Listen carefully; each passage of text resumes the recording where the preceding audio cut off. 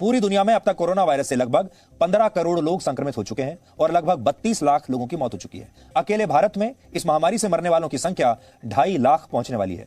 लेकिन जिस चीन से कोरोना वायरस पूरी दुनिया में फैला, अब वहां पर सब कुछ सामान्य हो चुका है। आपको याद होगा, हमने आपको वुहान शहर से तस्वीरें दिखाई थी जिसमें लोग बिना मास्क और सोशल डिस्टेंसिंग के अब अपना सामान्य जीवन जी रहे हैं।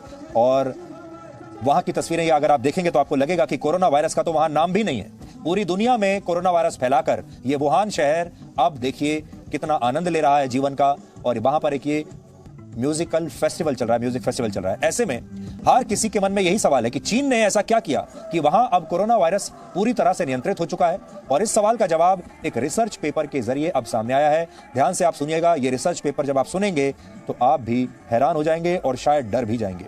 यह रिसर्च पेपर ऑस्ट्रेलिया के एक अखबार द्वारा प्रकाशित किया गया है, वहां पर छपा है। और इसमें यह बताया गया है कि कोरोना वायरस को एक जैविक हथियार के रूप में इस्तेमाल करने की चर्चा चीन में 2015 में ही शुरू हो गई थी। आज से 6 साल पहले ही चीन में यह चर्चा शुरू हो चुकी थी और कोरोना वायरस उनके लिए एक जैविक हथियार है। उस समय चीन की पीपल्स लिबरेशन आर्मी के वैज्ञानिक और चीन के बड़े स्वास्थ्य अधिकारियों ने एक रिसर्च पेपर तैयार किया था जिसका शीर्षक था the unnatural origin of SARS and new species of man made viruses as genetic bio weapons.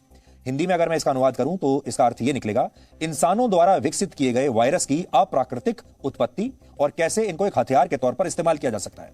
यानी वर्ष 2020 में इस रिपोर्ट के 5 साल बाद जब कोरोना वायरस का पहला मामला चीन के वुहान शहर में सामने आया, उससे 5 साल पहले ही इस विषय पर एक रिसर्च पेपर तैयार हो चुका था। और इसे तैयार करने वाले चीन की सेना के वैज्ञानिक और वहां के बड़े स्वास्थ्य अधिकारी थे। आपको यह भी याद होगा, उस समय पिछले साल यह खबर आई थी कि जो वायरस है ये चीन की वुहान में एक लैब से लीक हुआ था। ये खबरें आपने पढ़ी होंगी और उस समय इसकी बहुत चर्चा भी हुई थी, इसकी जांच भी हुई थी, लेकिन जांच में कुछ निकला नहीं, चीन ने सब कुछ दबा दिया। अब आप सोचिए, अगर एक लैब में ये सब हो रहा था और वहां से ये लीक हुआ है या लीक कर दिया गया है तो इसका मतलब क्या है।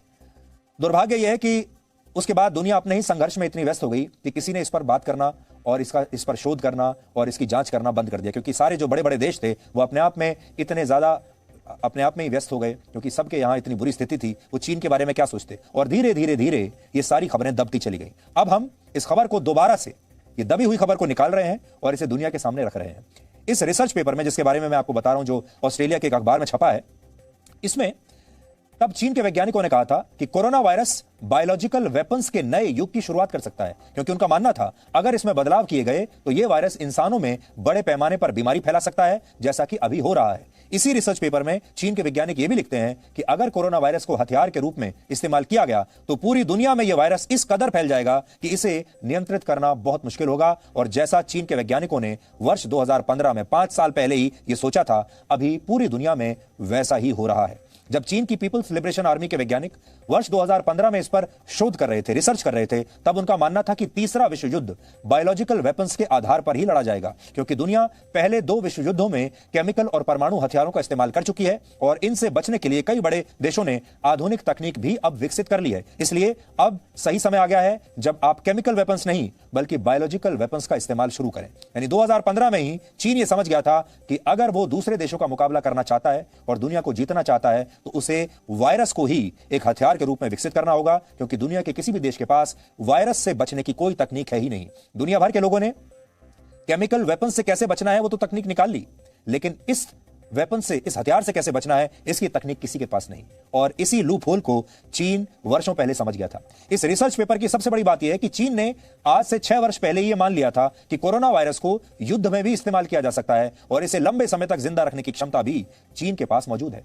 ऑस्ट्रेलिया के जिस अखबार ने इस रिपोर्ट को प्रकाशित किया है उसमें यह बताया गया है कि अमेरिका की खुफिया एजेंसियों ने अपनी जांच के दौरान यह रिसर्च पेपर हासिल कर लिया था, जिसे दूसरे देशों के साथ भी शेयर किया गया और अब यह रिसर्च पेपर पूरी दुनिया के सामने आ चुका है। अब इसे लेकर जिन बातों पर जोर दिया जा रहा है उन्हें भी आप जान लीजिए। पहली बात यह कि चीन कोरोना वायरस को जैविक हथियार के रूप में विकसित कर रहा था और संभव है कि उसी ने यह वायरस इंसानों के बीच फैलाया हो। और दूसरी बात यह कि यह भी मुमकिन है कि चीन जब कोरोना वायरस को विकसित कर रहा था एक हथियार के रूप में, तो यह वायरस वुहान की एक लैब से लीक हुआ और इंसानों के बीच फैल गया।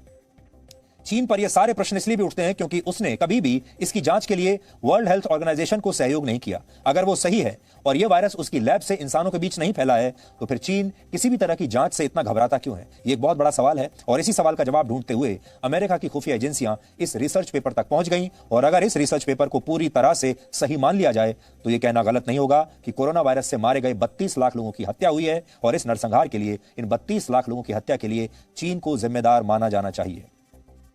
भारत में भी अभी जो हालात हैं वो चीन के ही इस कोरोना वायरस के कारण पैदा हुए हैं। हम और आप आज जो संघर्ष कर रहे हैं, अपने चारों तरफ मृत्यु देख रहे हैं, अंधकार देख रहे हैं। हर रोज हम जब सुबह उठते हैं तो अपने मोबाइल फोन पर किसी ना किसी की मृत्यु की खबर हमारे पास होती है। सुबह सुबह उठकर व्हाट्सएप खोलने में डर लगता है। सुबह सुबह उठकर किसी का फोन अगर आता है तो उस फोन को सुनने में डर लगता है कि ना जाने किसकी मृत्यु की खबर हो, ना जाने किसके संक्रमण की खबर हो। जो भी फोन बजता है ऐसा लगता है कि या तो ये किसी अस्पताल में बेड दिलवाने के लिए होगा, या फिर किसी को ऑक्सीजन दिलवाने के लिए होगा, और या फिर किसी की मृत्यु का समाचार होगा।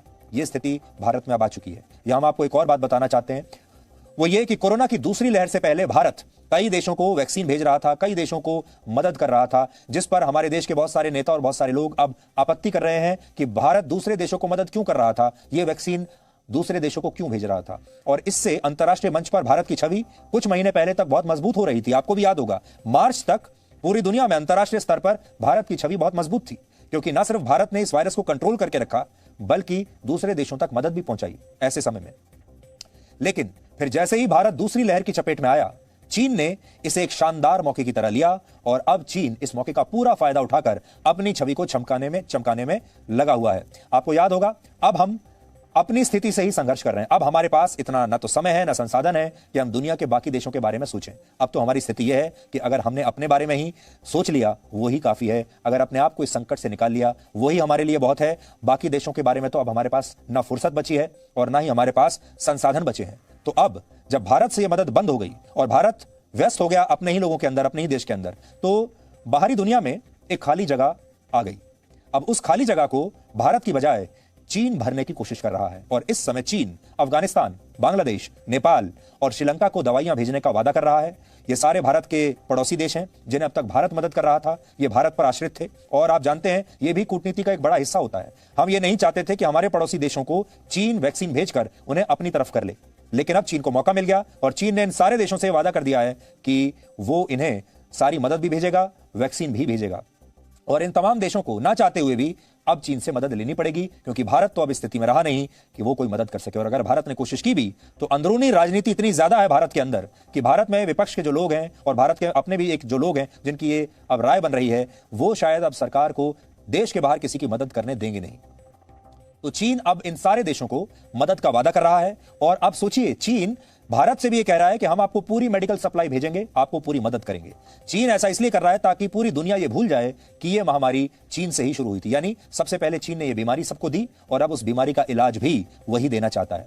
चीन ऐसा करके दुनिया का ध्यान उस किताब से हटाना चाहता है जो कोरोना वायरस को लेकर लिखी जा रही है और ये रिसर्च पेपर भी इसी किताब में प्रकाशित होने वाला है। इस किताब का इंतजार आप कीजिएगा और ये भी हम आपको एक दिन पढ़कर सुनाएंगे। लेकिन बड़ी बात जिसे आपको नहीं भूलना है वो ये कि ये वायरस पिछले साल चीन से निकला था, वुहान से निकला था। चीन में सब कुछ सामान्य हो चुका है। आप सोचिए, चीन के पास ऐसी कौन सी औषधि आ गई जिससे कि उसने बिल्कुल सामान्य अपने देश में कर दिया सब कुछ और बाकी के देशों से ये सामान्य हो